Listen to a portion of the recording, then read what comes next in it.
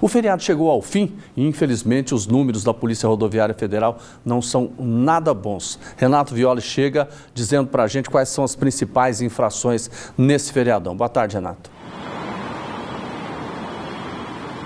Oi, Jordevar, boa tarde para você e para todos mais uma vez. Pois é, o maior deles, a maior infração com certeza é o excesso de velocidade e isso, claro, acarreta uma série de outras consequências, entre elas, os acidentes que provocam até então a morte das pessoas. Ontem mesmo, bem no finalzinho da tarde, mais uma vítima de acidente de trânsito, infelizmente não resistiu e morreu. Eu estou aqui com o Victor Rustiguel, ele é chefe de comunicação da Polícia Rodoviária Federal e traz esses dados atualizados.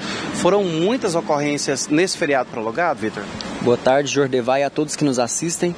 Infelizmente, um feriado considerado violento pela Polícia Rodoviária Federal nas rodovias federais que cortam o estado, principalmente pela ocorrência dessas 6 mortes. Essas mortes ocorreram nas BR-050, 060, 364 e 414. Isso preocupa muito a PRF, principalmente por esse fato dos excessos de velocidade flagrados. O que mais vocês conseguiram registrar nas estradas goianas?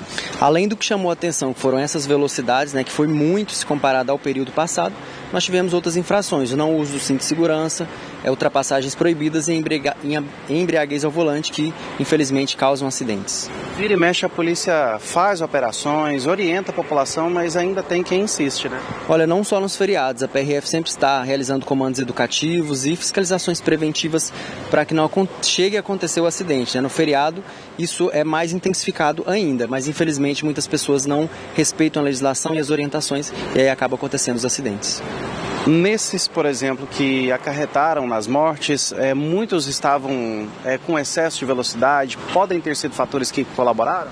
A gente não pode afirmar que foi a causa principal, mas que com certeza pode ter contribuído para o resultado ou pela gravidade do acidente. E em relação a esses flagrantes, se for para comparar com o ano passado, a gente teve só uma morte até então no trânsito, no feriado da Semana Santa passado, e agora quantidade de flagrantes é que realmente chamou a atenção, mais de 5.700. Isso chamou a atenção porque no período passado da Semana Santa foram 2.600 condutores acima da velocidade. Esse ano, 5.700. Então, assim, é um número muito alarmante. A gente chama muita atenção para isso, porque a velocidade ela coloca em risco não só quem está cometendo aquela infração, mas os outros usuários da rodovia também.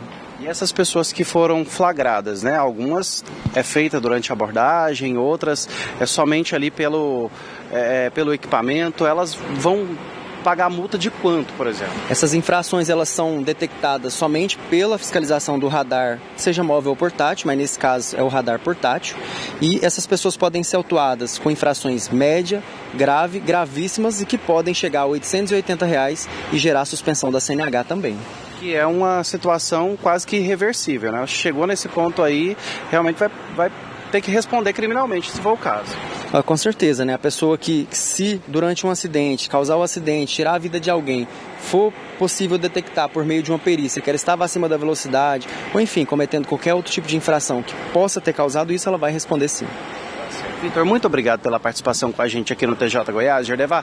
E essa operação é também um alerta para os motoristas, Porque tivemos o feriado da Semana Santa, mas na próxima semana muita gente vai emendar mais uma vez, porque tem o dia do trabalho numa quinta-feira, então provavelmente as pessoas vão emendar, quinta, sexta, sábado e domingo mais uma vez. E é preciso ter consciência no trânsito, porque quem sai, com certeza, quer voltar bem com a família para casa. É mesmo? Eu volto com você aí no estúdio.